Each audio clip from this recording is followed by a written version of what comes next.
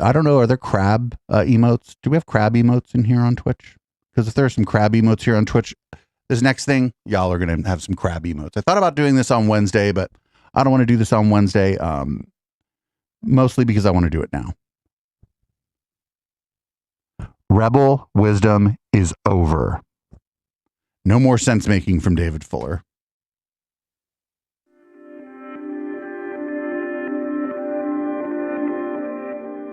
So, welcome everyone to, I always say a special, different Monday, but this is definitely a very special and different Monday. We had a wonderful conversation just ahead of this with some of the Emergent Commons people, and it was really nice to hear. Okay, listen, I hate doing this to everybody, but okay, so he's got this lapel mic, which is great, except it's like pointed over this way. You see his lapel mic's like pointed off over his shoulder.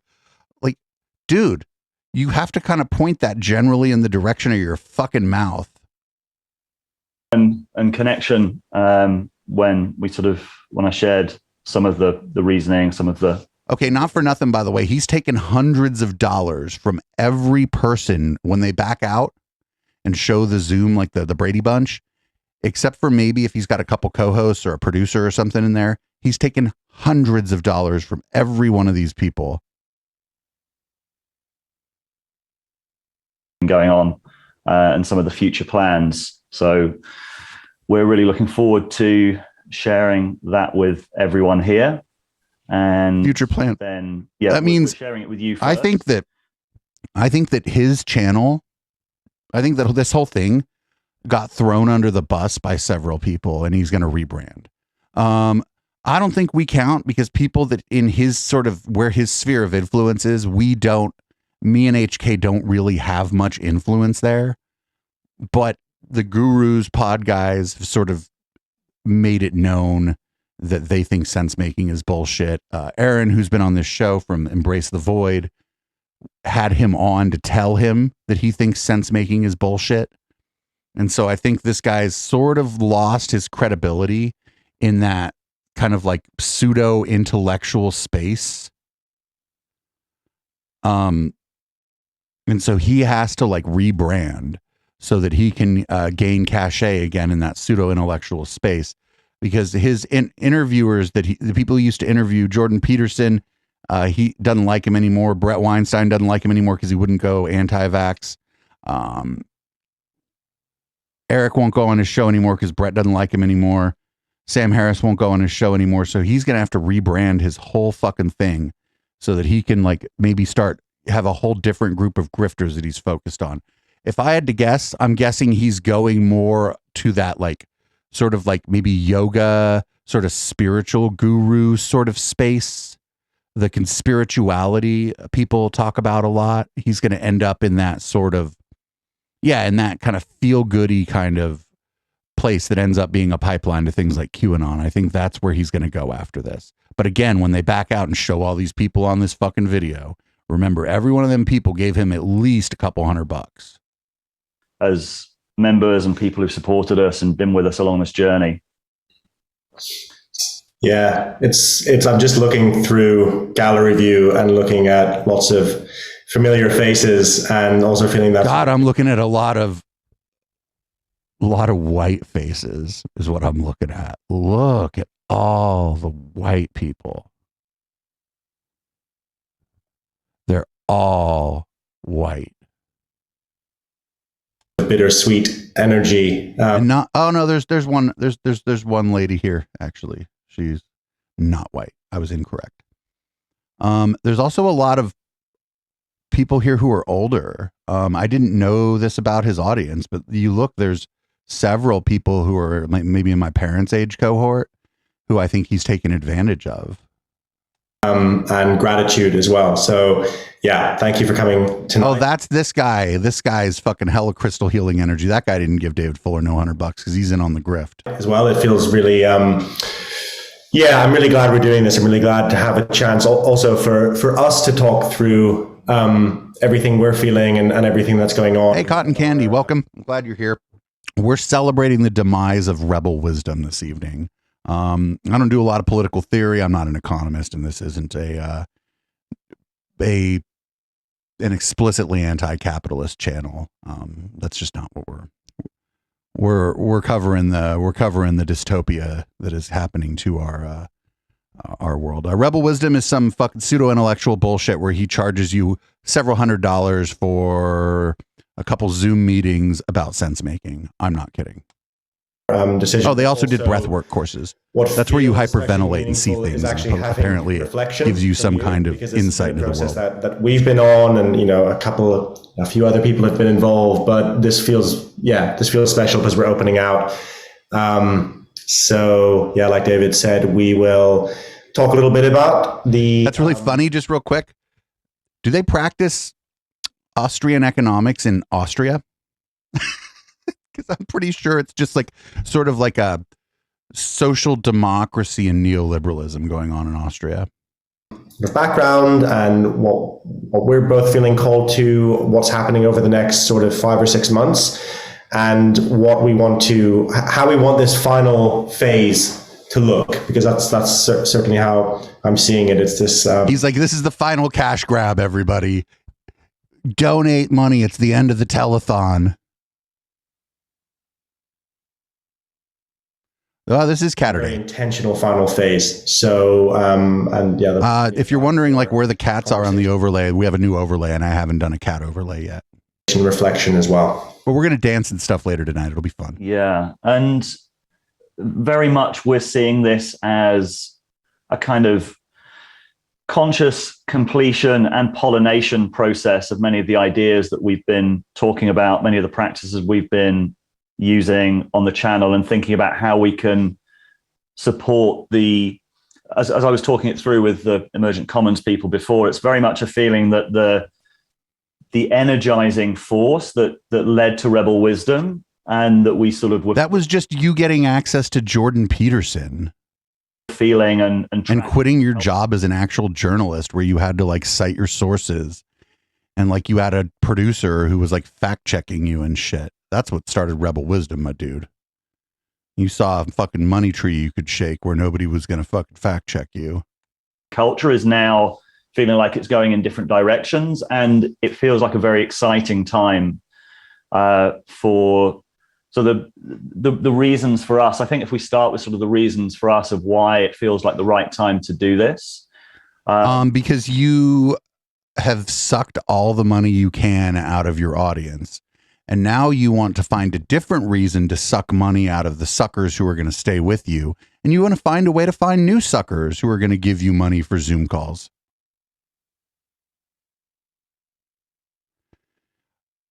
A few different ones. One of them is this guy's like an intellectual dark web hanger on. He's interviewed the Weinsteins a bunch, Jordy Pete. Want to be doing. He has a lot of followers. He's got like 500,000 followers on YouTube. That's not nothing, you know. We have overheads. We have like it's a company. It's got kind of commitments. We've got staff. And none of us. Peterson's psychology videos aren't be in a good. position where we're kind of servicing that. And servicing. If Peterson was a brilliant psychologist, he would have published papers with citations. Flow, and that's how being a brilliant psychologist works. That really started, and I think drew so many people to it in the first place.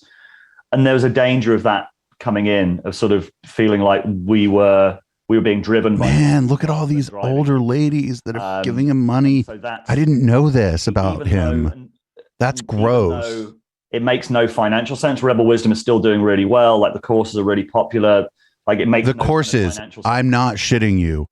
A series of Zoom calls for $550, and the Zoom calls look like the one he's in, where all those people. You're not even getting one-on-one time with this huckster. It's all these people in the same Zoom call. They paid $550 or some shit for a course with like 8, 10, 12, 16 of these Zoom calls. Pretty dishonest, if you ask me. Pretty grifty. Sense to give up the brand, but it feels like the right thing to do. Mainly from my perspective, I'll let Ali talk in a second about kind of how he's seeing things.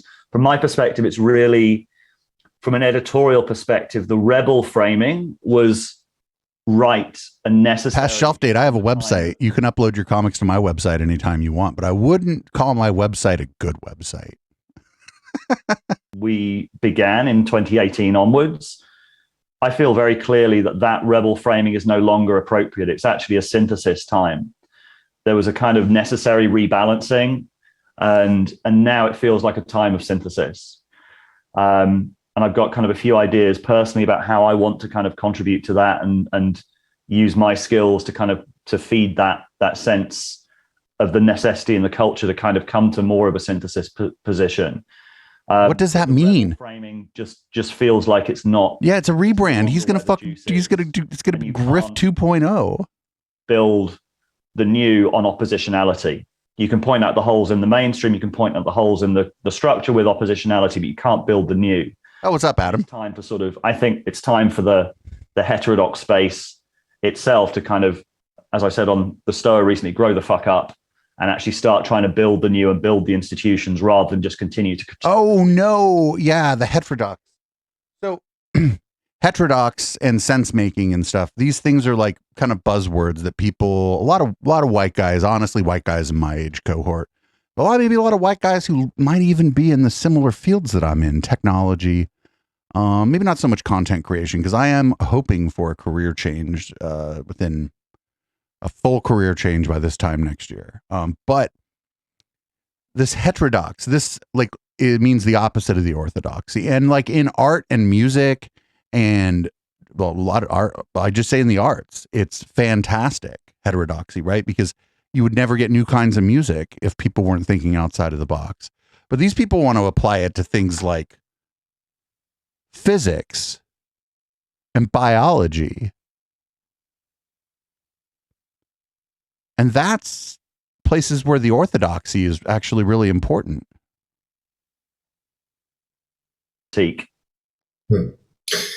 Yeah, and I'll just speak to that point about Dave isn't even giving you enough money off of this grift for you to go mic, dude. Yeah, Rebel Wisdom very much, and I guess this is true of any project, it's become its own entity with its own sort of needs and its own, something that we have to take care of and service. And in some ways, that's a really special thing, but in other ways, it's a lot of mental energy goes there. And I think yes, it's a business. What really has always been, I think, what's worked about Rebel Wisdom is that we've had this kind of spaciousness to feel into the zeitgeist, and kind of it's been an intuitive process as much as anything. What the fuck is this guy talking about? Practical elements of strategy or thought, but very much a feeling process of tapping into what's going on and speaking to it and finding the people in his audience just desperately want to be smart, and they want their friends to think they're smart. You think the audience is too? Oh, you think that happened? You think you think the parasocial became sort of social, and they're having the people that are doing these seminars and giving them money for them and stuff, expecting something back for the money they're paying? Do you think that's what's going on? Do you think they are like looking for a way to do this where it's more of a one-way street, where they're not inviting people onto Zoom calls, not creating these parasocial sort of relationships with people? That's actually fucking, that might be exactly it, that the audience is starting to ask them to like talk to them after they've given them all this money for all these seminars. That could be correct. Edge, etc. And for me personally, probably, if I'm honest, since the Biden win, there has been, and that's I'm not saying because Biden won by any means. There's some massive cultural shifts, including that, and then including, of course, the invasion of Ukraine, have made it, for me, harder to figure out what is needed right now, and what is the zeitgeist. And that has but like, imagine thinking that you were going to like just give the zeitgeist what it needs. Just imagine thinking that that's your endeavor. Even if you have a big following, that's a crazy thing to think that you're going to do. Fucking delusional. Personal inquiry, it's then also really coincided with having a lot of deep spiritual experiences to the level I thought. Stuff like this makes me really glad and like very like grateful that my parents are getting old, and they're still sharp as a whip. And I'm just real glad, because I would be infuriated if I found out that my mom or my dad had given these motherfuckers $550 for some Zoom calls, right? Prepared for it. They're not hurting for the money, but they could spend that on themselves. And then the sort of emergence of kind of writing a book really made me start thinking, interestingly, David and I have been on, there's similar tracks to our thinking. I've become very interested in how do we bring these ideas to the mainstream? And there's obviously not a single way to do that. And there's not a single mainstream either. But what I felt increasingly drawn to... Your audience is like mostly like white people over 50. That's the mainstream. That's who has the money. That's who has the power and influence. I don't know what else to tell you, buddy. I mean, you already got the right audience for if you think you're trying to bring shit into the mainstream. Is more so than the rebel framing is the wisdom framing, and the question of what does it look like to actually embed spiritual values into culture in a new way. And I don't often talk about spirituality or use the... Oh, shut the fuck up. That's your whole job. Like, your hair is fucking... Like, you meet this guy at a party, you're like, fuck, it's spiritual, dude, isn't it? Like, one look at this dude, right? Lisa, you're at a dinner party, you see this dude, you're like, fuck, it's spiritual, dude. Sometimes on Rebel Wisdom, even though lots of people are very deeply spiritual. But I think the people who are here in this call, compared to, say, our YouTube audience or our legacy audience from other areas who might be more interested in more rational ways of knowing, I would say, I've always felt this slight uncertainty about how deeply to go into that. And so I'm feeling very called to go really deeply into that and look at what is a sort of... Oh, no. Yeah, they're going to do some weird, like, spiritual retreat shit. Oh, God. So that's one... Are they going to, like, buy a piece of property and start a cult?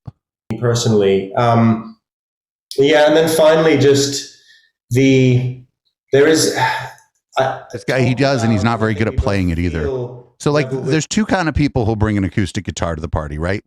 One person who'll, like, set it, like, somewhere and just leave it there.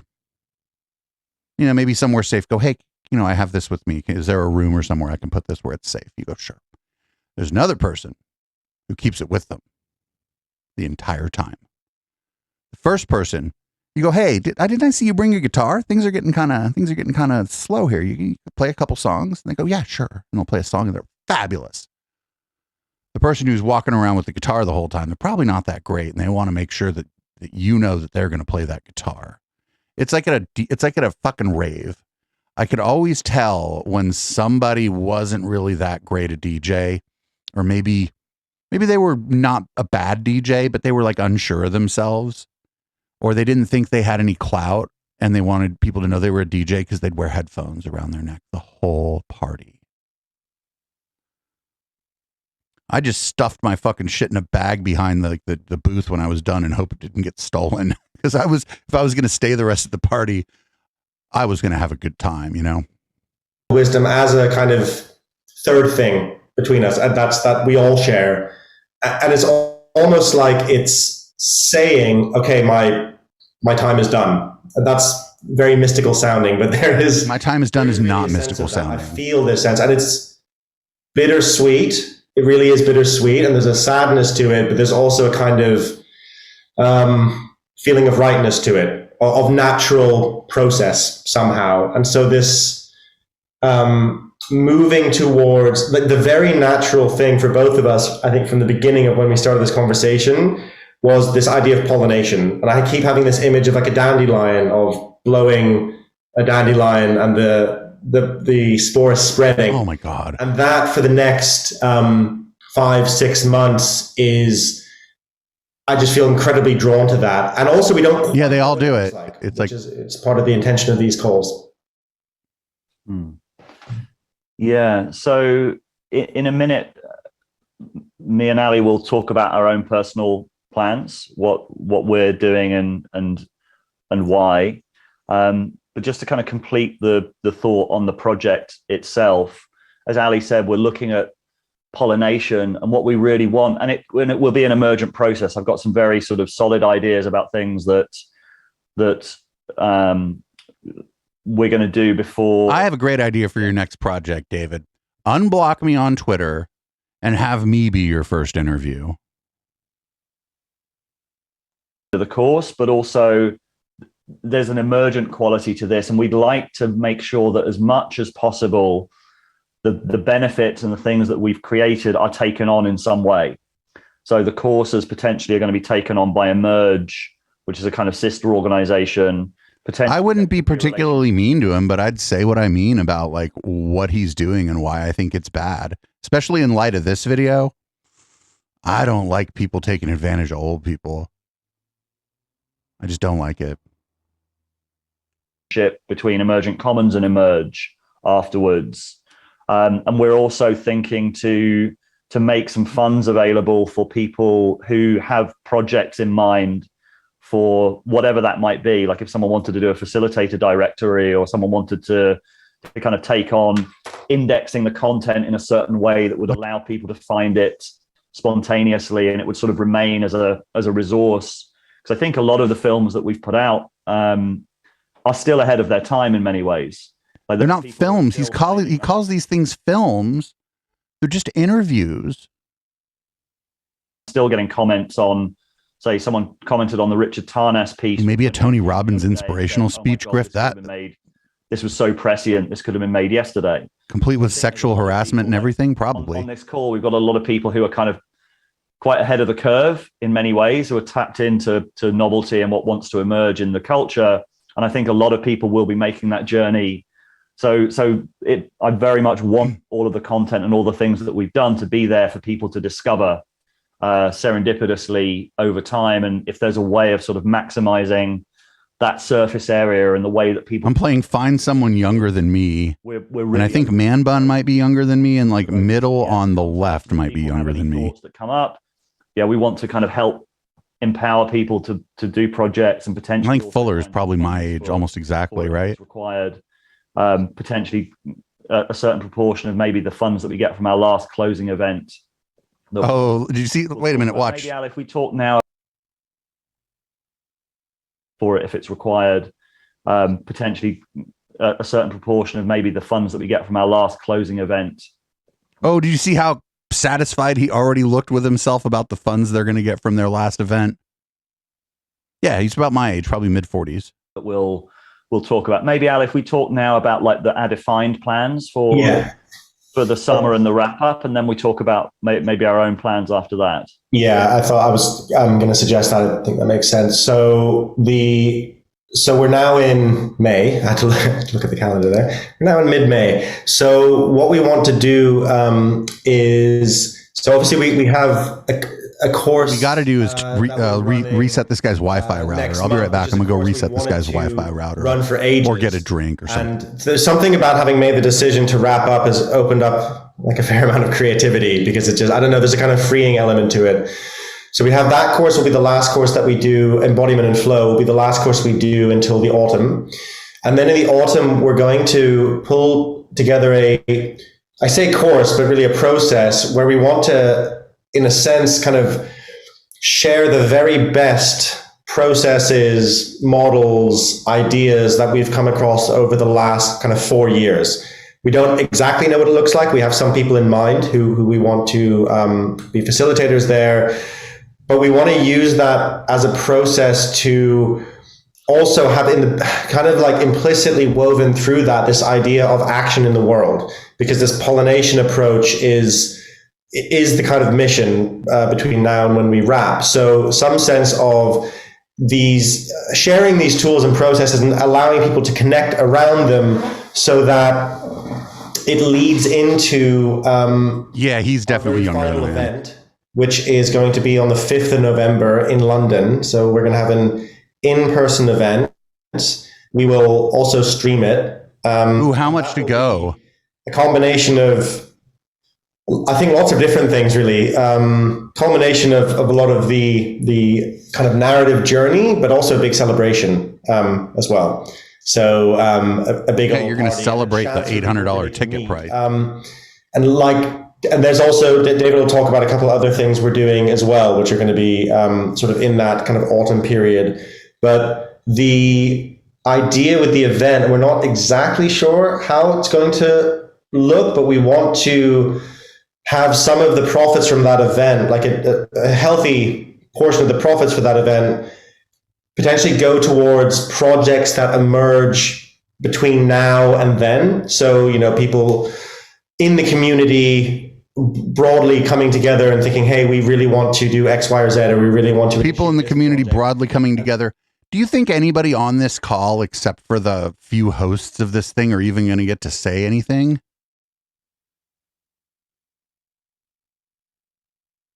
So it's not going to be like astronomical amounts of funding, but I think it'll be enough to fund like 2 or 3 projects. Oh yeah, past shelf date. Then go ahead and post on your own site. Make sure we know about it so we can tweet it. We'll tweet out your comments and that and shit too. November 5th event will be our kind of culmination. Lisa, I'm trying to be able to stand up to spin later. Speak about some of the other play some fucking breaks or something later.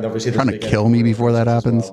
Yeah, and it's also it's also an opportunity because so much of the community has really come together since COVID as well, that I think we only had like quite occasional meetings before COVID, and then the community developed. We launched the first course, and that was an incredible journey. We realized that was an incredible journey. How many people you think gave him $550 for his first course? On this journey together. And I mean, they are British. This isn't like an Andy No thing. These people are British. Maybe the first time. But not for nothing. Yeah, I think that if you didn't have this British accent, this wouldn't be as convincing to a lot of American people because his audience is American. Sort of whatever that looks like in the future as well. So yeah, we've got the event to look forward to. Over the summer, as Ali said, there's sort of been a real release of creativity since the process of since really sort of dropping cute in man bun. Accepting. That's a man bun that does not scream my rent is going up. This narrative journey feels like it might be complete, and actually allowing that to land for me personally has been a huge process of unblocking what felt like a little bit of a sense of stuckness, which I was kind of feeling increasingly over the last year or so. Kind of that sense of as people started to make fun of you. That I felt at the beginning of Rebel Wisdom, sort of meat cakes. It all became a little bit more difficult, a little bit more. That's Aaron, everybody. Check out Aaron's more of a former band and good friends, Sweet Haya. Sort of more of a push rather than a pull over the last year or so. And then since kind of feeling into, maybe it's over, like there has been a huge release of creativity. I feel like tracking into where the conversation is at, especially with the Paul Kingsnorth, Mary Harrington piece, where it just felt like, I'm kind of sensing into where the narrative is now and where maybe that kind of conversation is going again.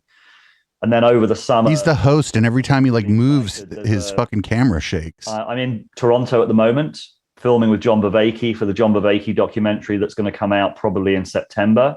That's hugely exciting. So most of the film. What's the documentary about? Is going to happen at the end of July at a retreat that Rafe Kelly is organizing with John. Yep, it's a retreat. So Rafe is this amazing parkour practitioner. Oh God! Into Jordan Peterson's work. Oh no! Into oh no! Could you imagine going to a spiritual retreat that was run by a parkour guy who really likes Jordan Peterson? I'd be hitchhiking. 5 hours in, I'd be hitchhiking. Oh, that man bun's great. Yeah. Vacky's work, and he kind of takes the kind of conceptual and turns it into embodiment, turns it into practices, turns it into dialogue. Past shelf date. And he's enjoy a whole week at this amazing retreat place that his father's built out in the woods. So that's going to be an incredible a compound. John's actually going to be teaching there as well. Teaching what? Sort of John parkour about the practices, demonstrating the practices, going through the process. Like it's going to be a really amazing. It's developing into a really amazing film. Kind of oh my God! Whatever this is, we have to fucking pirate and watch it. Work is a deeper resolution of many of the same topics that Jordan Peterson and others were bringing up.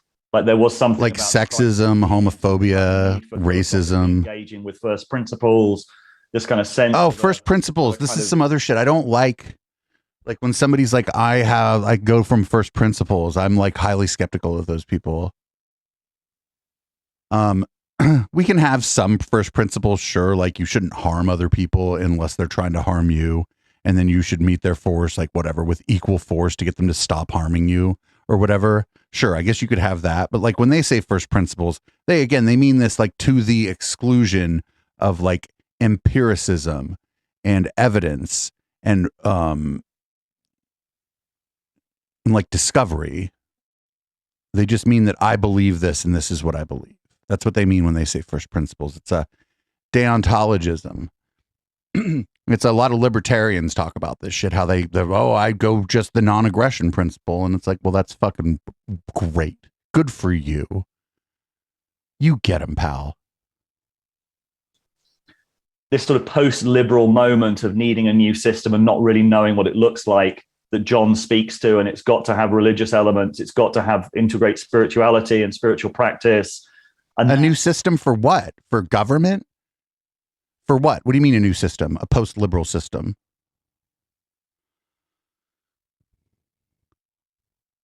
There was some sort of post-liberal system that a country in Europe tried to impose in the mid-20th century that had elements of spirituality in it. Didn't go so well for certain people. Sense of the journey that was started with Jordan Peterson and the Peterson phenomenon, I think is now John and others around that conversation are for me sort of the natural place where that goes. You can kind of, literally like somebody's cult compound practice. And the amazing thing about John, or one of the amazing things, Mater Ursa, welcome, is that he links together spirituality or religion and science without diminishing religion or spirituality. And that's kind of why I think he's such a liminal figure. And so that's going to be who is this fucker? Film will probably be coming out in September, I think. Then I'm also Daniel Schmachtenberger. I'm going to spend 3 days with him in June. I don't know what it's going to be about yet. He's just basically said, I've booked 3 days in the calendar. There's some things I've never shared with anyone, and I think we should sit down and make a piece. And he's going to tell you he's a diddler. More on sense making. So I kind of trust him when he says he's got something of value worth sharing. I just say, yeah, okay. What time do you need me there, Daniel? So that is really slot out 3 days. I have some questions you've never heard. At the beginning of June, and I've also been contacted by a Swedish filmmaker who wants to collaborate on a feature documentary based on Daniel's work, which could potentially take all of this, what I record with him in June, and then put it together with amazing visuals. This guy, and that could be a feature doc that could do the sort of festival circuit, maybe in a year's time after, like when he's sort of had time to really edit it and put something hopefully pretty amazing together. I've seen his work and I think it's perfect. This is literally, I'm going to go do some other shit. Thanks for all the money. Or Baraka, those kind of big idea films, really sort of visually driven. So something like that with Daniel's words, I think has got a real chance of being a kind of crossover hit, and could be something quite. Goodbye and thanks for all the money. Then there's also an opportunity. There's an event in Austin, the Emerge Gathering, which a lot of the people who've been on the channel are going to go to. So I'm basically do a whole series of interviews with them during that. Okay, that's Austin, Texas. What is the Emerge Gathering, and is it worthwhile for the Media Wench and me to try to raise money to go to that? Because if there's some galaxy brain shit going on somewhere, I'd go with HK, but I think it would be so much more fun if I brought my partner in crime to that shit. It'd be so much fun.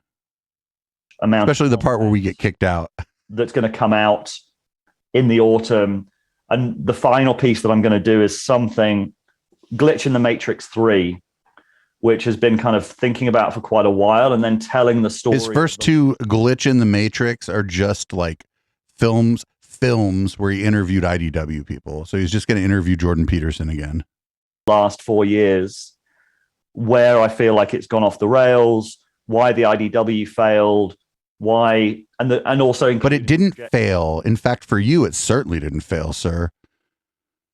Your socioeconomic status has been brought up dramatically by your association with these figures from the IDW.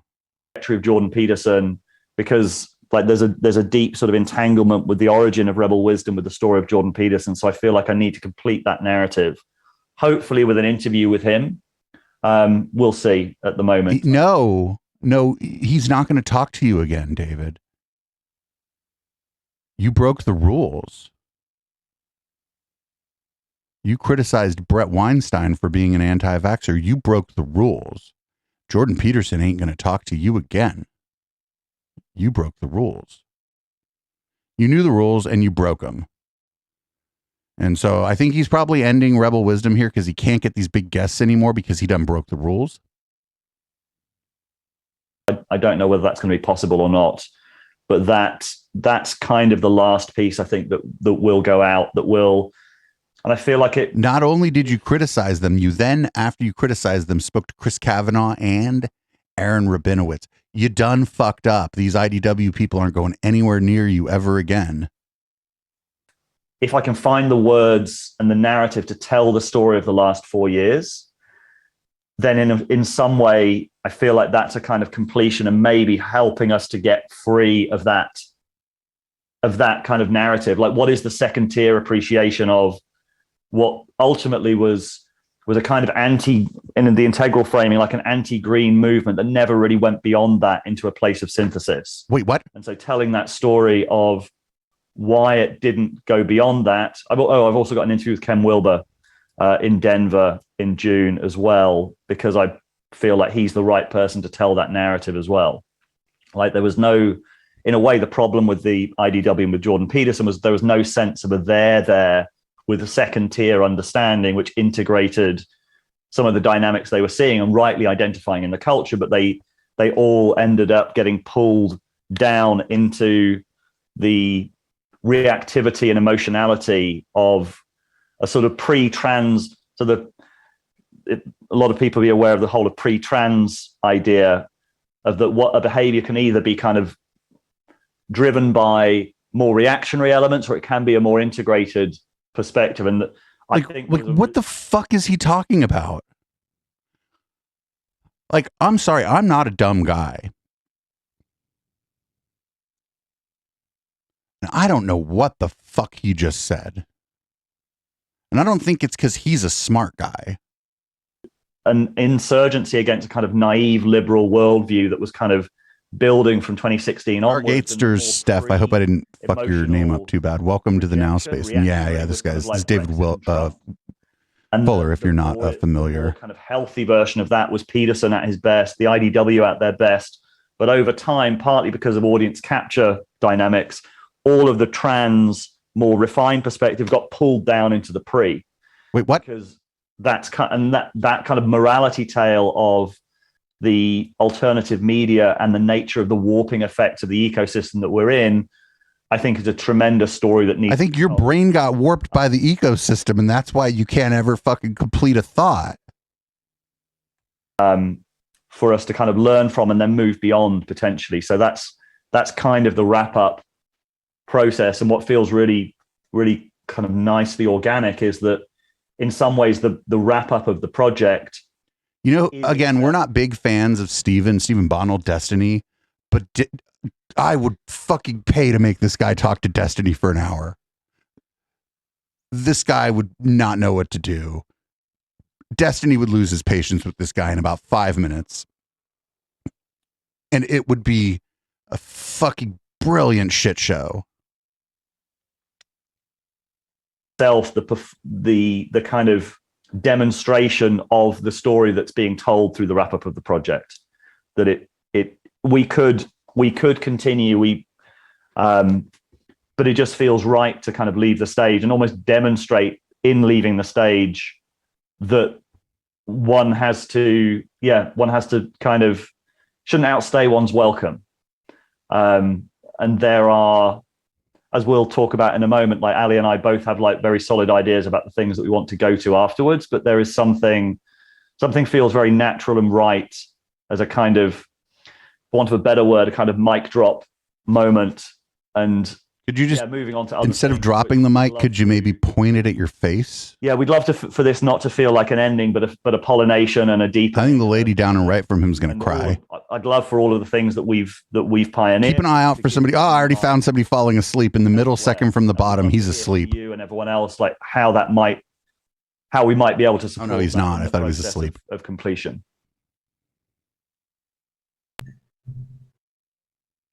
Yeah, I want to echo that.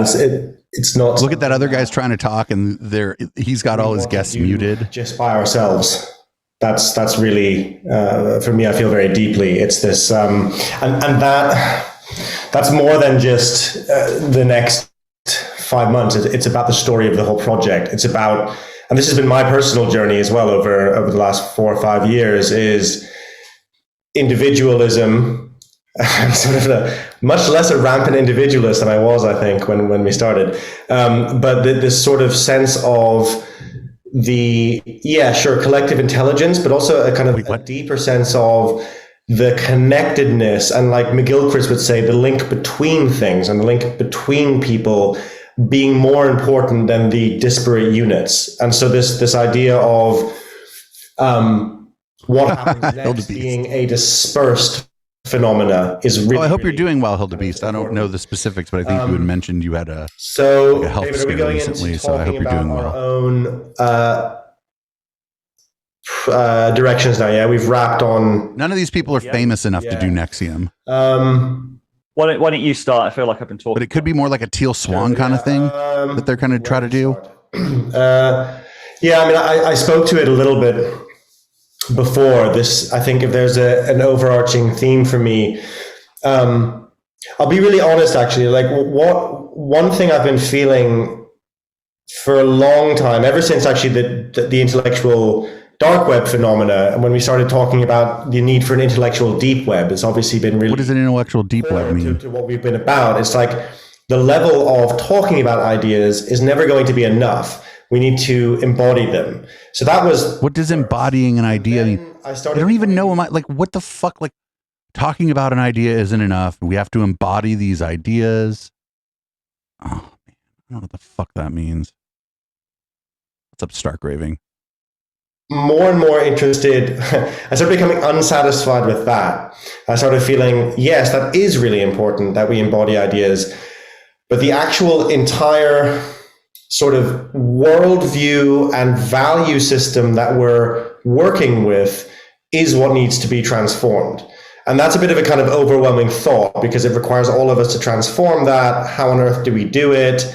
That in part led me to a kind of return to the psychedelic world a few years ago. You know, I'd been quite involved in it. Doing fucking shrooms or acid with this guy would absolutely be the fucking like worst. Any field, it's got all of its own dramas. And there's a great Reddit thread called Hobby Drama, which I always love to read, which is just the dramas that come in any kind of field or hobby. And psychedelics are no different to that. So there's a lot of sort of heaviness. And I kind of stepped away from it.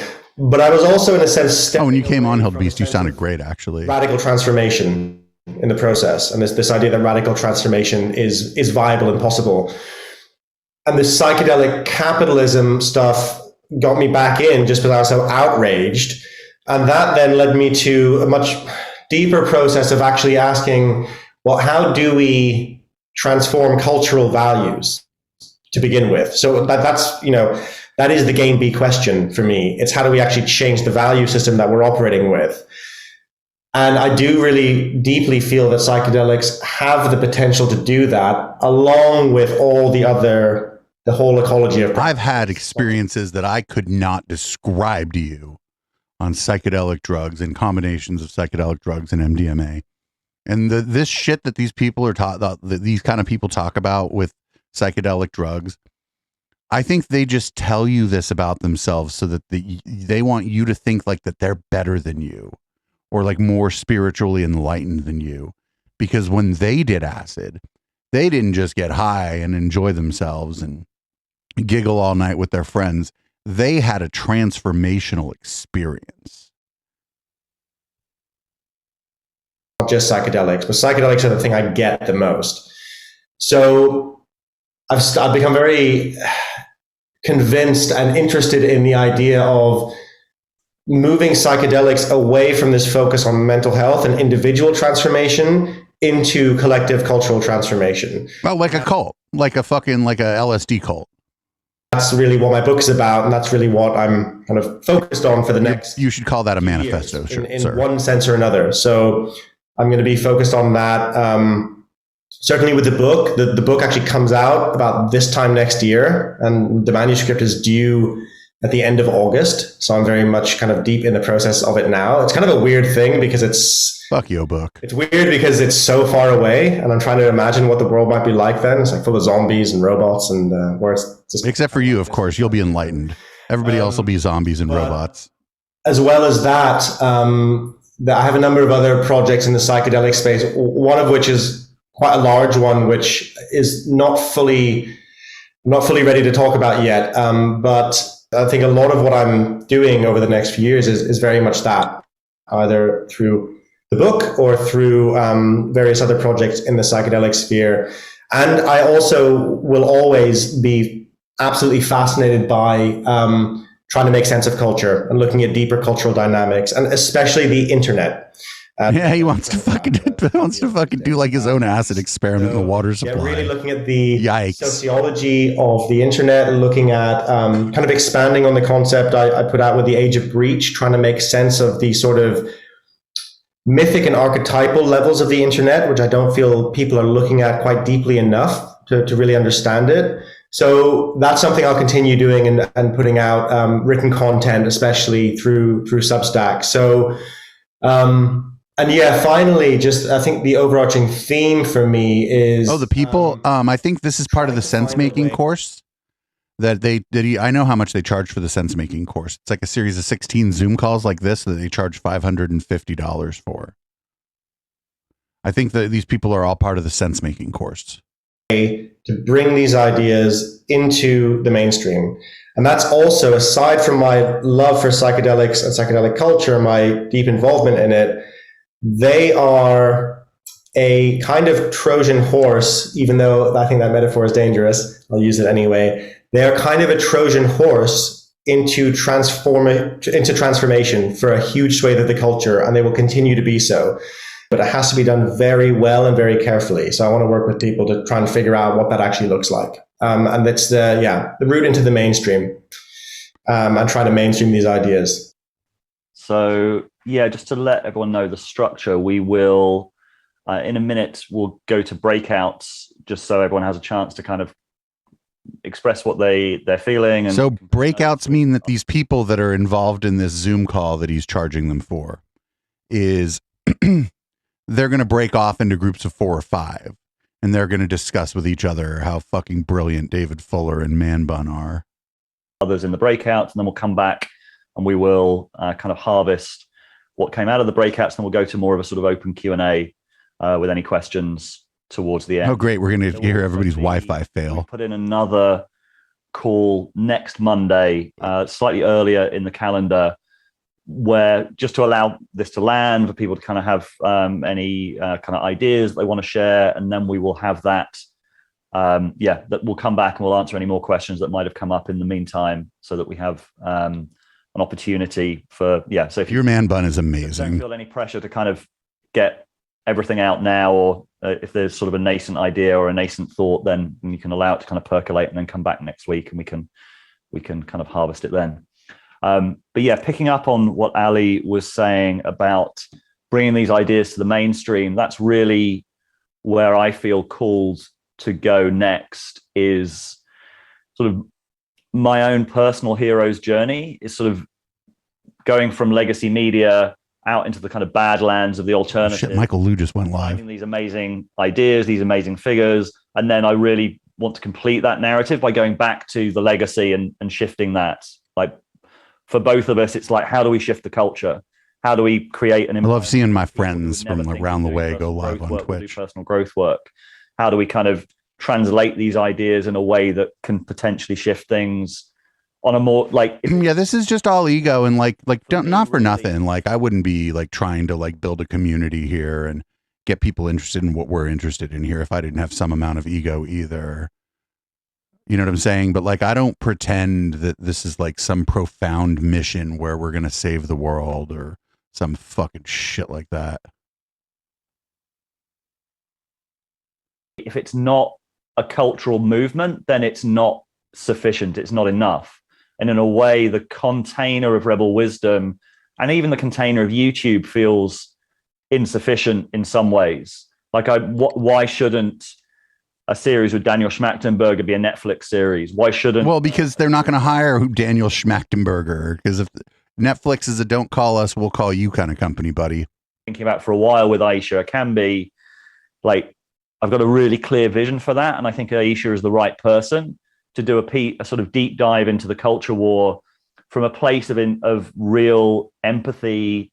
And the I think it's actually on 8kun, the person claiming to be Q. I think like the smart people I know who follow Q are just they're just saying wait and see, and I think that's reasonable. What I love about Aisha is that she is criticizing like extreme identity politics, but from a perspective of integration, from a perspective of empathy rather than reactivity. Why shouldn't that be a BBC series? I think it should potentially be a BBC series. I'm kind of, in the medium term, I would love to set up a production company and start making pieces with kind of higher production values for legacy media or for whatever outlets will come. But then legacy media has to like buy your shit, so that's dude. kind of where I feel my medium term destination is after Rebel Wisdom, and that is kind of exciting. But, dude, you've ruined your reputation by associating yourself with a bunch of hucksters. Like, I'll be right is there back. a sense-making project that can draw on the Web3 infrastructure? Like, what would a sense-making DAO look like? How would you create some kind of project that is based around decentralized truth-seeking with a token system? Like, I don't know. I don't know enough about Web3 to know that, but I'm sort of putting that out there as a kind of potential intention, because that would be something that would be really fascinating to see. Who knows, like, what that might look like. Someone in the group might know about sense making DAOs. Who might that be, Grace? So that's kind of a potential loose intention. I'd love to hear any thoughts, Grace, maybe in the Q&A at the end, if you've got any thoughts to share. But it is a multi-talented group. So Austin.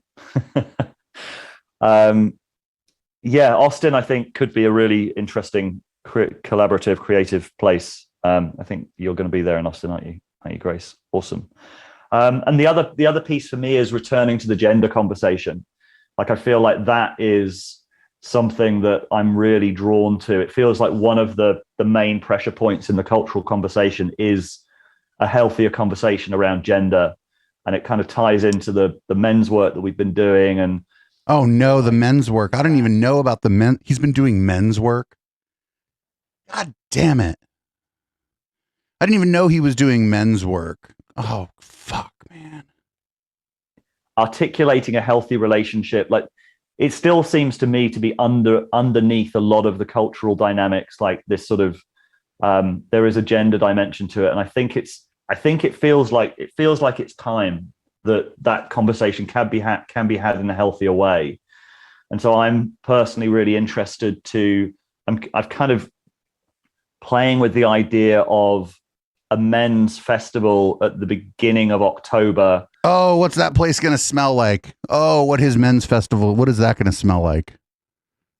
They should book me to DJ and to give a talk about manhood. Will be a kind of cohering of the field of men's work in the UK. So I'm kind of a few facilitators and wanting it to be a men's festival that is about kind of healthy masculinity, transformational culture, like how do we become better? Jockstraps and patchouli.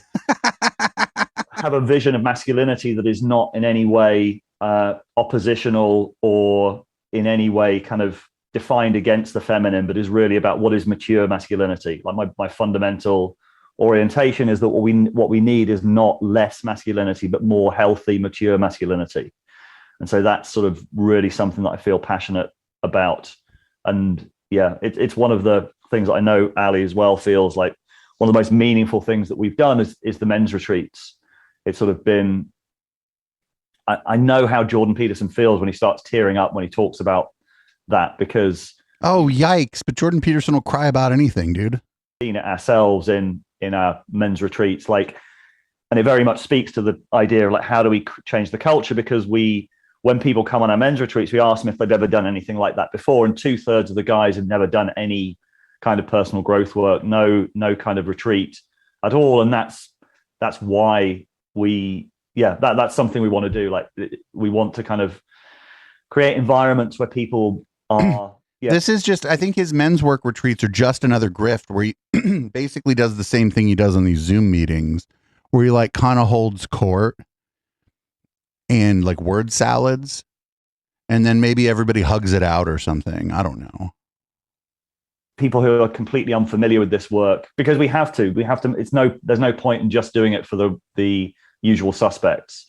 Like, the workshop junkies are kind of well served already. So how do you? Oh, the Bellingcat article you're talking about was done by the Q Origins Project, all of whom have been guests on this program. Is going to change, get people who are not used to this kind of work to start looking at themselves and having more honest conversations and kind of looking at their motivations, and like, this is something that feels very aligned. And I think both of us, I think Ali as well, is going to go into more. We're both going to continue doing retreats. You can charge money to go on those. More psychedelic influenced or men's work, but those are the different strands that I'm called to. Continue. So he's basically saying he's going to be doing the same thing. He's just going to be charging a smaller group of people more money to do it in person. That's what I'm getting from him. Content on my own David Fuller YouTube channel, and that sort of will be the sort of foundational. I'm sort of seeing various projects as being different layers, but the foundation. Well, there's sure there's reasons for people to get together and like talk about shit, but like, I think the over formalization of it and what he's doing here is the way in which there's no way this whole thing isn't about him. So yeah, there's certainly ways in which getting together as groups of people with common traits to talk about your experience in the world can be very healthy. It's just that I can't see a way in which it being led by somebody with an ego like his is good. Continuing to put out content, YouTube podcasts as David Fuller, either sense making with David Fuller or just on the David Fuller channel. And that will be sort of like the foundational level that will, so that there will continue to be lots of the same content going out on. When I was walking away to make my drink, by the way, he talked about Web3 and a DAO. A DAO is like a different funding method for a startup. I don't know enough about it, but if he's thinking of starting a DAO, he on that grift. On our various kind of, he met a venture capitalist, and that's why he's quitting Rebel Wisdom podcast. Maybe he became friends with Peter Thiel or something. Yeah, I think that's it. Is there anything you want to pick up, Ali, before we go into breakouts? No, it feels like a nice kind of completion there. Right, I'm going to open the breakout rooms now and see you back here in about just over 15 minutes. Welcome back. So these breakout rooms, by the way, there's like different people here now. These breakout rooms are just for the people in this group to form like these sorts of parasocial relationships with each other around the leader, David Fuller, and this other guy, Ali. That's all these breakout groups are for, because he didn't really give them anything to talk about, any kind of tasks. There's no big questions. They're not like trying to solve any kind of problem in their community.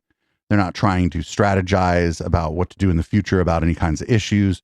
Like when I've been to places and there've been great breakout groups, I've been to the Netroots Nation thing, and I was at a couple of things, one of where I was on the panel and we had breakout groups, but the breakout groups were getting together to kind of brainstorm about ways that we could organize better in our communities to solve different problems. And then everybody came back from their breakout groups. The whole group talked about what they had come up with. as far as their potential ideas, and people brought up like what the good things about them were, what they thought maybe the problems were. I just saw your request for a soundboard. You fucking leave me alone. Real Mighty Joe, thank you for the follow.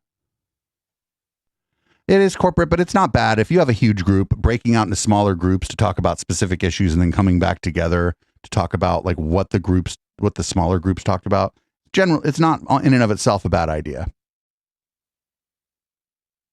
Love to, just make a little bit of space for anyone to share anything that came up in their groups. We can go They're on. all going to thank David Fuller. Watch. If there's any specific questions, maybe if you want to put them into the chat, and we'll come to those towards. You're not even going to let the people talk? Just sort of a little bit of harvesting from the groups. Neon August, thank you for the follow. Just everyone unmute yourself and just ask, and we'll see how that works.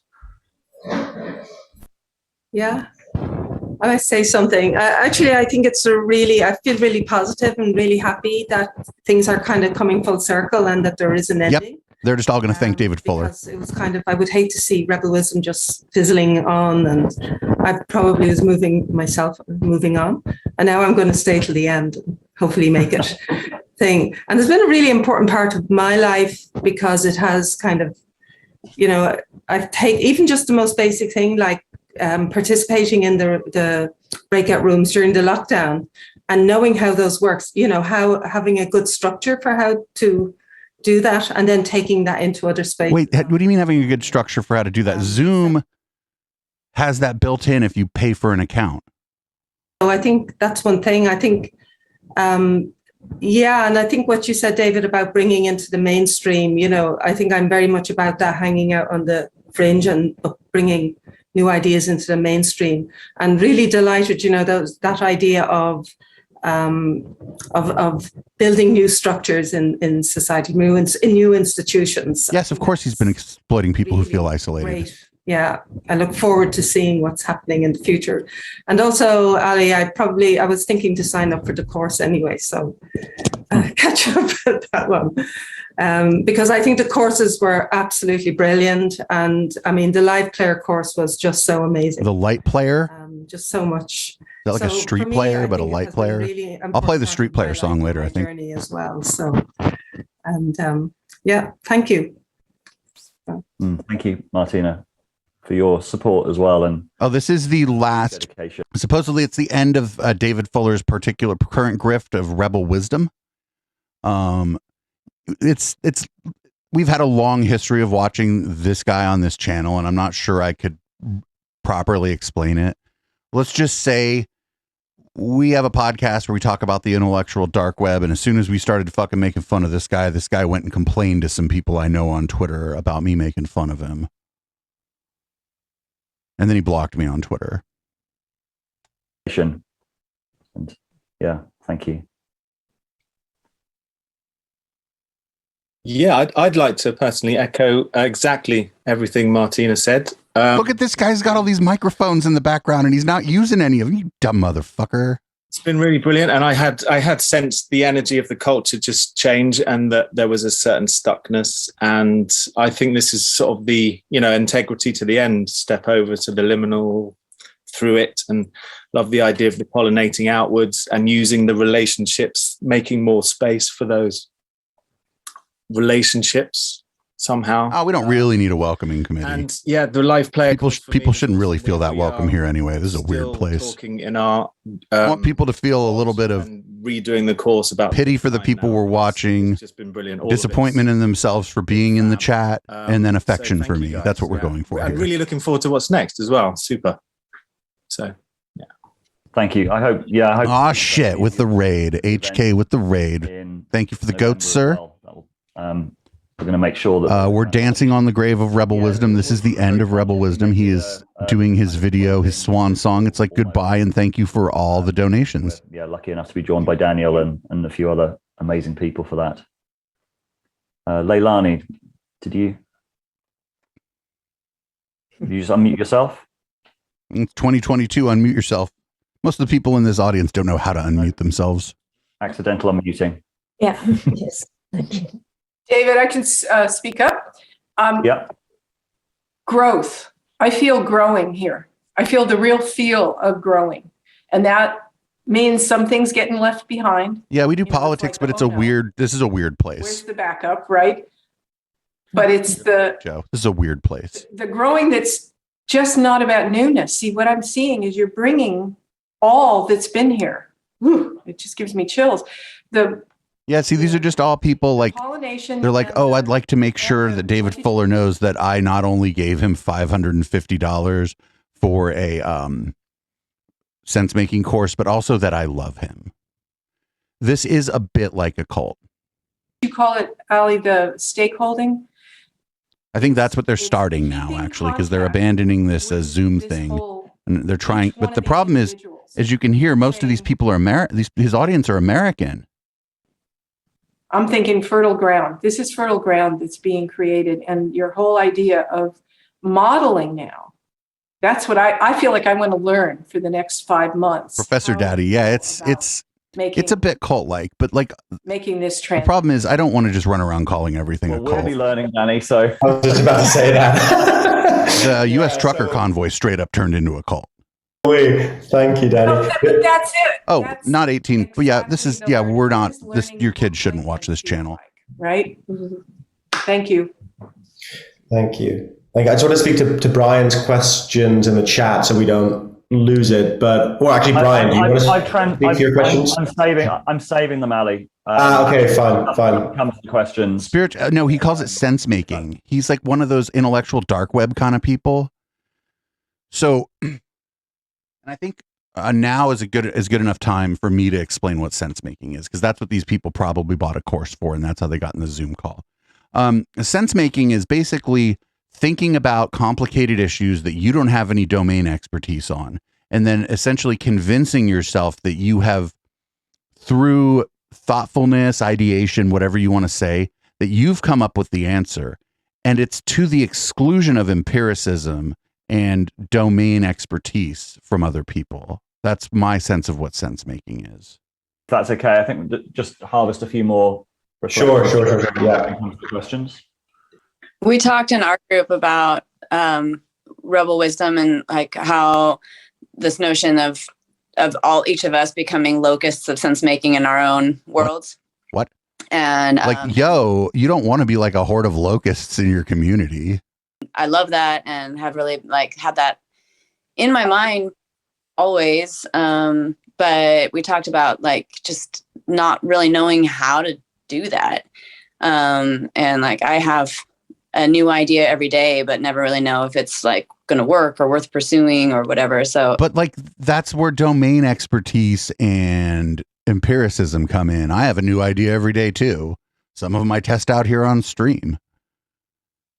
I don't just sense make about them though. Some of them I just discard because I was like, well, whatever. I'm never going to figure that out. Or like, I'm on my bike. I'm not going to look that up. That's going to be really cool going forward. Like seeing how the synthesis can happen and seeing what other people are doing. Mm. Yes. Thank you. That really follows a little bit onto what we were talking about, which is this really does seem to be a transition for a lot of us and going into a time of experimentation, less than these individual discussions and small groups, but really getting into larger groups. And even in the small group breakout, we started creating new stuff. Like there's a real sense that there's room for experimentation. And I mean, really the most important things to say, the first one, a few people have already said, just thank you. Yeah, this is just people thanking him for taking their money the most important and thing. telling them that they're smart too. You know, Real I Mighty love Joe, you, thank you for the and bits. We love you. And Oh, you gave this lady some of her money back too. That, creation of a space of love and real. oh yeah, some of these people got money. Look at her place. She got a spiral staircase and like, oh, she got money. I'll give you a hug, Grace. Can I give you a hug? Yeah, see, this is the goodbye and thanks for all the fish, except instead of fish, it's $550 on PayPal for a few Zoom calls. If I may, yeah, thank you again, guys. For me, it was a bit, isolated during the COVID break. This was a great relief for me. And I think it's a great enterprise. And also I appreciate the fact that it's gross. trying to keep it live by changing the vehicle according to what the times need. And I agree with you completely that I think next is a work of synthesis. What to do? This guy, if he's hard to understand or whatever, English is clearly not his first language. I'm not going to get on him at all. Enterprise of a single mind, if it will not, it's my opinion, of working in software design and media, that I think it's potentially the design of a platform that will leverage the best collective intelligence and in particular relevance. It's in that. Yeah, I know what that is. We fucking Conspirituality. I keep talking about them. They did a good episode on Ramtha. This or that content. Yeah, it's that model though. It's like that Eastern philosophy model, but like internetized by and for rich white people. Well, I guess the Eastern philosophy stuff was for rich white people too, but almost like PG version, that a simple visual will help people make sense of like how people make sense of the world that potentially John doesn't have, but maybe someone who, is like more like visual thinker, I think could help in this enterprise. This is what I believe. Thank you.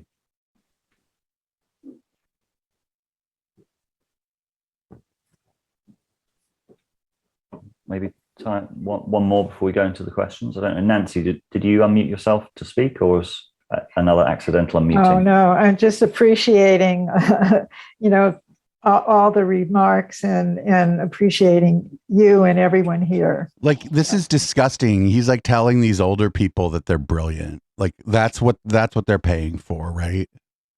That by being part of this sense-making group, that they're somehow like smarter than their neighbors, better than the better than the other old ladies they have tea with. It's gross. But thank you. I had something that it was emerging for me, really present now in this space. Just wow, so beautiful, all of you. Get out of here. Thank you, David. Thank you, Alex, for holding this space for us. Is that Carter Page? And I'm just seeing like this happening more and more, of like the we space and the I space coming together. And it's just so beautiful. Like this unity, is the unity consciousness. The Heaven's Gate guy. Yeah, he looks like a cross between Carter Page and the Heaven's Gate guy. About, like healthy masculinity, like that's so aligned, I feel, and just like amazing. Like, I'm almost in tears. And I just wanted to point out again these kind of two processes that are happening, just for clarity's sake for everyone. You can get that at Cost Plus for like $150 and the I space. And so like there's like in the we space you have like attraction, synergy, and emergence. And then in the I space you have like sentience, intelligence, and agency. And it really feels, and I can see that. Oh, it's getting to be 4th of July. More and more. My street does not fuck around on 4th of July. As these Heaven's Gate processes that are becoming one process. And so, yeah, it's just, I just wanted to express the, how Adam's type is like, I have for seeing like young cult leader. Yeah. Thank you, Carlos. And so many of the other sharings as well. Yeah, I'm blown away by the level of kind of awareness and depth of kind of learning and practice in the. If you're you probably already know about it, but Decoding the Gurus is a good podcast. They talk about all different kind of gurus, mostly secular gurus, not religious ones. And yeah, kind of harvesting that in the sort of wrap up process of the different kind of concentric circles of the people that I'm even recommending them, even though I like criticize them a lot. I've been critical of them lately because they're kind of like, I don't know. They're kind of dismissive of American culture war stuff. And it's like, well, the American culture war, it's, you know, there's a payload that's hurting people, you know? Part of this journey with us is really what we want to kind of enable to happen. And I listen to a lot of non-political podcasts. They're about Linux. Most of what I listen to is like Linux and like history. Be surprised and blown away by what this allows to catalyze. And I think there's no reason why that can't be the case with the Yeah, Adam, he seemed like an empty vessel though, you know? Yeah, that 1,000-yard stare. As I said, depth of practice and learning in the people that have been kind of spoken to by this in some way. And it's very much that we've kind of curated it, but yeah, we've been lucky enough to have interviewed and to have featured some of these incredible people. And like, to the extent that the Linux podcasts I listen to get political, it's like libertarian tech bro shit. But we've managed to curate some quite astonishing conversations and make some amazing connections. So I think, like, it feels very, the sort of leaving the stage at the right moment, I think, just takes off this sort of sense, because there was a growing sense that I had of like, he's thinking everybody. This tension between fucking incoming message might be seen as like, God, I hate this guy. Because everything's in going, case you can't tell. this one avenue of rebel wisdom. Is there a sense of like, am I boosting my own thing with the interviews, or is it boosting the whole? And it's sort of like that kind of process, boosting like your grifter guests, the whole rather than the individual project that we've been running. And like, Behind the Bastards is a good show, but it's a political show, but it's definitely a show about history. To grow from that. Yeah. And sort of, thank you everyone for sharing. It's really touching, and it's really, special to hear, because I think also what we've curated, or at least made the space for, is a really amazing community as well. So it's really, it's more significant than it's easy to put into words, I would say. And this sense of, I really liked what Leilani was saying about growth. I think that's a really wonderful word. I don't talk about Linux and open source. I'll pause this idiot to talk a little bit about it. I'm glad I got involved in that through work, because it's like opened all kinds of other doors to me. If I was not running Linux, my show just would not sound this good. The tools I have available, if they're available for Windows, I'd be running like a full DAW. I'd have to have a more expensive computer. Nah, I'm glad I got involved. And we chose to only use Linux to produce this show at the very beginning. It was an ideological decision at first, but then we started finding Linux audio tools, and they're amazing. Fucking amazing. In this group feels really, really important as well, whatever that might be. And I think I just have a sense of sort of growth under the surface, mycelium waiting to burst out. That's probably because I love mushrooms, but I think it's a nice metaphor. And I also wanted to speak to the fact that we have scheduled in another session where we can dive deeper into the kind of... At some point, we are going to have to do a whole show about how good this show sounds. Effectively on the 23rd. So I don't want it to feel rushed in the next sort of 10, 15 minutes, whatever it might be, that you have to get everything out or ask all the questions. We did anticipate that this is going to be a process. And there's something that just came up for me as well. I think I may be set up correctly. I don't know. Session, or perhaps just email us. Possible that I have set it up correctly. We'll see. Really only time will tell. What you would like to do within the community in the next sort of 5-6 months in terms of sort of like member events, for example. Like, I've noticed that there's a little bit less engagement with our weekly events, so lower numbers. And that, we've been kind of curious as to why that is. I think it's just a general sense of something needing to renew, but it's an opportunity as well over the next months to do something perhaps a bit different. We don't know what that is, but I personally would really like to hear any suggestions. Or this terrifying thing. Check this thing out. I'll leave it there, but that's something that's just in the short term important. So there's a few questions that were put into the chat that we can address now before the wrap up, and then come back next week. And we'll also, if there's anything that you want that comes up, you can send us an email as well. probably the best address is info@rebelwisdom.co.uk, and then we'll kind of my system isn't very fast. Those questions at the next meeting next week. Yeah, my system isn't fast. I have a Ryzen 5 CPU and like an old video card, like 16 gigs of RAM. This isn't a fast system. This began, I think Janice asked kind of how we were feeling about all of this. And I've gone back and forth a little bit. Now, like over the last couple of weeks, it's sort of settled into a lot more clarity, but all the questions of, and sort of like... Actually, the GPU I'm using was mined on. Patty K's roommate found out my GPU was in sad shape.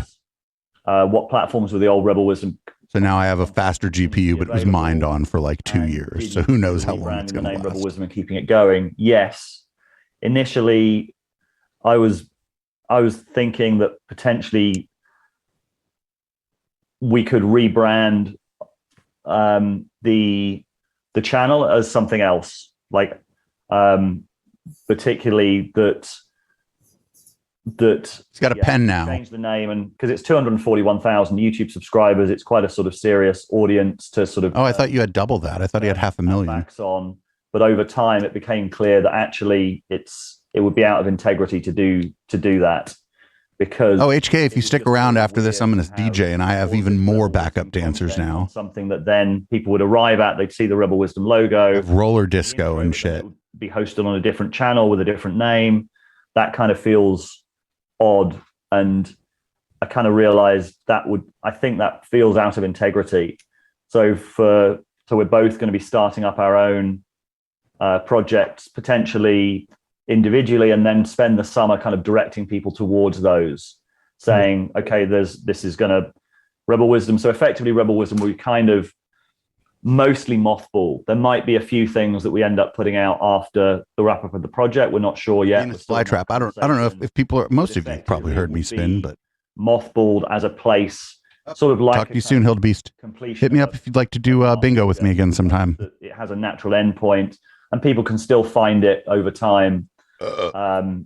But kind of using so effectively kind of steering into starting up something new with hopefully with a lot of people who are here and people who are watching this will continue to follow us and be interested in what it is that we do next. So we did think quite hard about whether to continue it in some way, because there's a lot of reasons like brand recognition, YouTube algorithm, the audience that we built up, but it just felt it's the more authentic thing would be to kind of to let it go and to start up something new. Yeah, and in some ways, we talked a lot about this, and in some ways it's like, while the initial pull to that, there are practical reasons for it. I think in some way it would be potentially self-defeating, because I think what feels very meaningful and important is to have a narrative completion, and completion means completion, right? So all the films will still be kind of there, but this entity. I like how they keep referring to this guy's series of like weirdly edited interviews as films, and for the integrity of the whole project. It just it's hard to explain. Maybe you agree, maybe you feel it, maybe you feel differently, but it's having thought about it a lot, it just feels right to have that proper completion, rather than a sort of halfway thing, like Stephen Jenkinson talked about when we had him on during COVID. There's something very powerful about endings, right? Because a real ending allows for new beginnings, but a sort of half ending allows for sort of meh beginnings. That's a great quote. I'll put on a mug there. Wasn't great, but you get the point. So I think maybe we should, in the interest of time, maybe check. It could be that they have like an internal language that you can't grasp, Professor Daddy. Or it could be that it's just fucking word salad. More question. I sent them to you on WhatsApp, Ali. So just to address Brian's question, we mentioned the rebranding one. He also asked, how much did you ponder the value of the community you've created, and could the channel be turned over to someone who wants to maintain it, if nothing else, to keep a refuge place for people to land and explore those ideas? He's like, join my locals group. It's $7 a month. You all can be hella smart in my locals group. Probably not, as Ali said. If someone has a like really solid suggestion and a way that might work, we're open to hearing it. It doesn't feel appropriate at the moment for the reasons that we've given. It feels right to wrap it up. It does potentially feel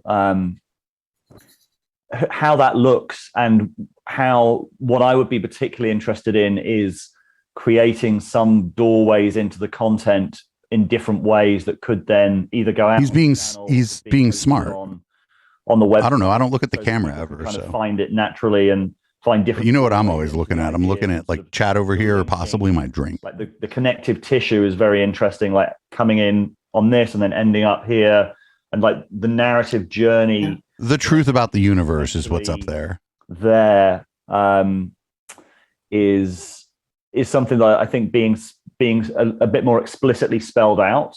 Everybody has their weird mannerisms, but from him, I think it's forced, and now it's habit. But I think he like somebody he admires does that or something. Re-releasing some of the films on the channel towards the end, like some of the earlier ones, that could be something worth. Tonight it's and New Amsterdam vodka and energy drinks. Yeah, definitely, and we're really interested. Fairly weak drinks so far. It's still a little warm here, and I'd like to or be up late spinning tonight. Actually, 'cause I have a couple gigs coming up, so I got to rinse through some tracks, figure out some things. As well, yeah, we're really interested in how to harvest all of the good stuff, and that's the community, that's the content.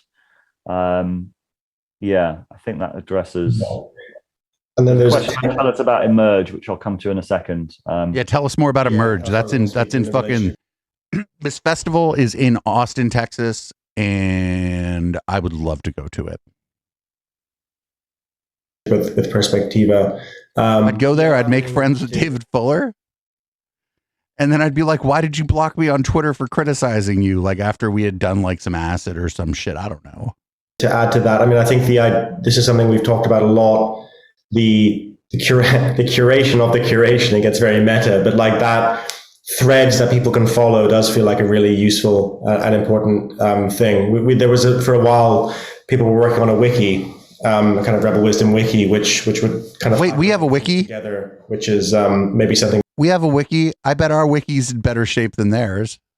We can revisit over the next months. Feels like quite a cool thing to do. So maybe I think it's Terry's question next. Do you want to speak to that, David? Which the one about Emerge and Perspectiva? Yeah, Perspectiva, Emerge, and just it's useful, I think. So yes, so Emerge is sort of a great song by Fisher Spooner called Emerge. Rebel Wisdom, as is Perspectiva. Perspectiva is Jonathan Rowson's organization, or one that Jonathan Rowson created with Thomas Bjorkman. And Thomas is someone who supported us initially. I've been looking for a good remix of it, but I haven't found a good remix of it. 4 years ago or whatever. I spin like a couple specific kinds of music. I can't just drop Emerge. It would sound weird. Kind of very much immersed. Plus that song's hauling ass at like 150 beats a minute. He started up Perspectiva with Jonathan Rowson as a sort of more of a it's a publishing house, and it's more of a kind of think tank trying to influence sort of politics, whereas Rebel Wisdom is much more a sort of like more cultural, media facing arm of a similar worldview, I'd say. So Perspectiva, I don't even know what this guy claims his worldview is. Familiar with from, I bet he'd tell you that he's like a shitlib, right? Is now working for them, and Emerge has a relationship with Perspectiva. It's part of the same nexus. It's mainly Thomas Bjorkman and a few other people, and it's intended to. I smell Peter Thiel. Network of networks. I don't know anything about any of this, but I'm starting to smell Peter Thiel. The boundaries, so the liminal web idea, or the sense-making sphere, or wherever you want to kind of draw that, but it's very much all of these. Smells like Peter Thiel. That are heavily influenced by, as I said, developmental thinking. Combining sort of the worlds of sort of religion, spirituality, personal growth, and culture in many different ways. So Emerge is still in some ways a kind of work in progress. So there's actually an opportunity to influence its development. Oh, good. And if they're going to be taking on the course, we should influence its development. There's probably an opportunity for them to IDW investor bro and minimalist.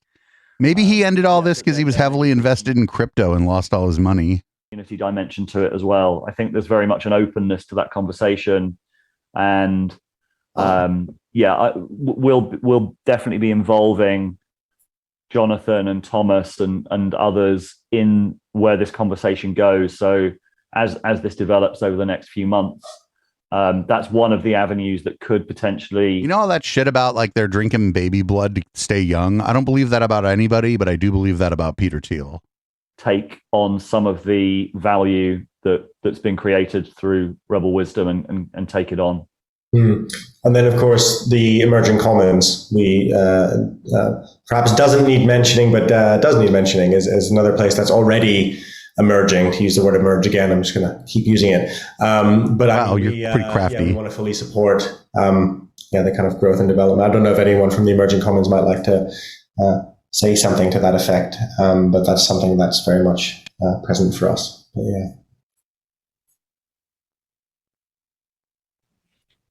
But, David, I think maybe next week at the call, a couple of us from Emergent Commons could speak a bit about maybe some of these, or like further the conversation about it, if that's okay with you guys. Yeah, of course. Yeah, thank you.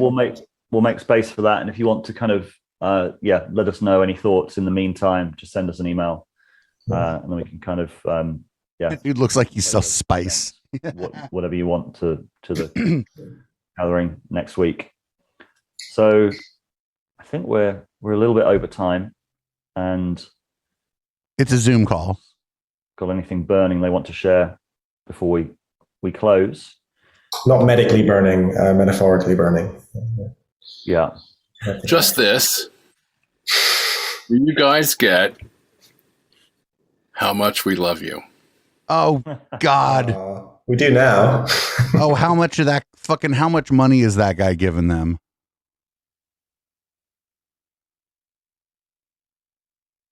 $10,000? $20,000? Thank you. That's all for now. Thank you, Clay. Clay, do you get how much we love you? Yeah, do you get how much we love you? Is exactly the question. Yeah, oh, lovely. Yes, of course. Special. I got it. Yeah. The value you provided to be able to watch your videos. I don't know. We're doing a parasocial thing here, aren't we? Participate and talk with you and have one-on-ones with the people you brought in. It's been incredible. And and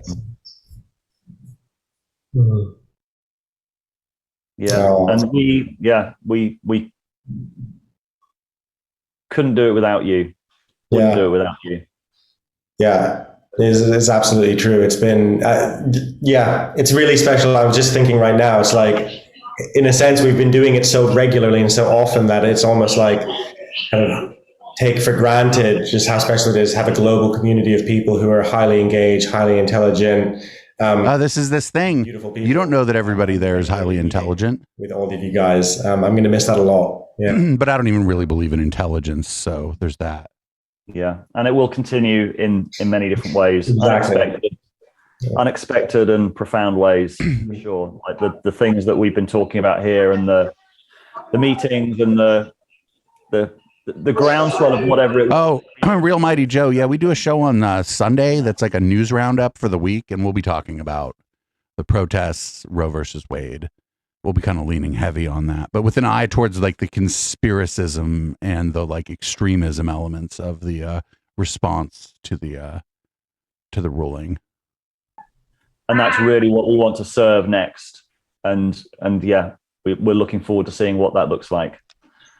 So, if I could chime in with a quick note of gratitude too, I have had my horizon and open to new dimensions that I am only beginning to explore, and I thank you for doing that. And I think the narrative completion that you are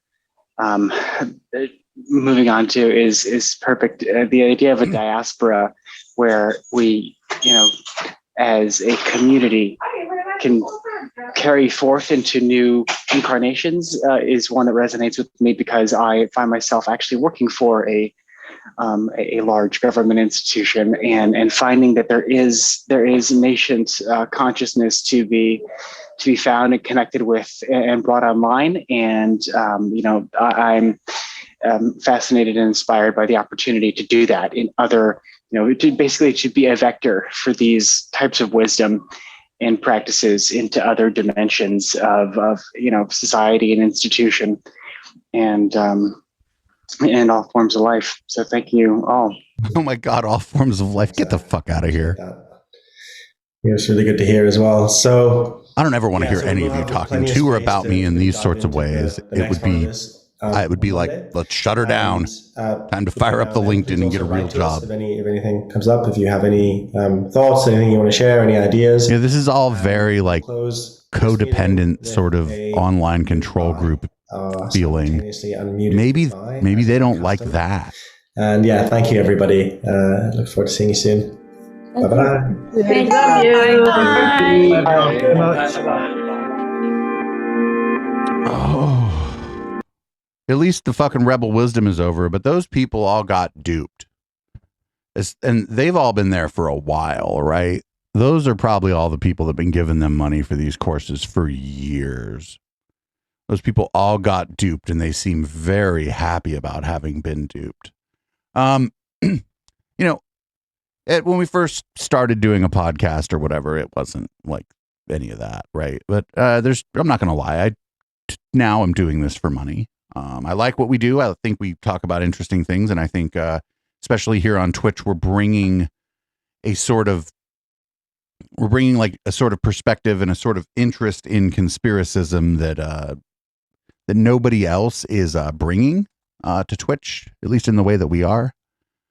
But like, I don't know. There's no way in the world that I think I could get all of you or some of you convinced that now you're special because you hang out here, I don't think I could ever convince you of that. I would be uncomfortable trying. It would seem very disingenuous if I started saying anything to that effect. And I think there's a couple people in chat that if I started behaving that way would abandon ship, come to me privately about it. And then if I didn't respond properly or whatever, they would come at me publicly about it, because I don't think we've cultivated that kind of community here. And I'm glad for it. I like it, actually. Like, it gets later and later at night, and like I start fucking just flying off the handle, and people are like, Dave. And it's just like, I just totally got something wrong. And I think that's like, that's more valuable to me than like any sort of like odd parasocial, I will defend Dave and I will tell everybody that by being here, Dave and the media wench have taught me so much. I don't want to hear that shit. If you learn anything here, it's because you figured it out yourself, or maybe I nudged you, maybe. But I'm not here imparting any kind of wisdom on the world. Like, I sort of reject that notion. And I'm glad Rebel Wisdom is ending, but I'm also fearful for what's going to come out of it. I think Man Bun might just straight up start a cult. I think Man Bun might be just starting a cult, might be going like Teal Swan. I don't know if people are familiar with Teal Swan. We haven't done a lot on Teal Swan because it's kind of hard to pin that down. And you have to watch a lot of Teal Swan's content to get to the part where it's a real big problem. And I just don't have the time to invest in that, but others have, and it's others I trust. And so I know that community is pretty toxic and it's fucked up some people. And I think that Man Bun's going to head in that direction. I think David Fuller might go in the I am trying to gain mainstream legitimacy direction. That's going to be pretty funny to watch, because he's going to have a lot of explaining to do after he had fucking Eric Weinstein on several times to explain how he fucking unified physics by himself in his spare time. It's going to be a pretty tough hill to climb for David Fuller if he wants mainstream accolades or whatever. As always, the right to come on and speak with me after I've criticized and made fun of you stands. David Fuller, you are welcome. to come on here and talk to me. Man Bun, you're welcome to come on here and talk to me, but I don't know enough about you. We'd probably just make fun of you.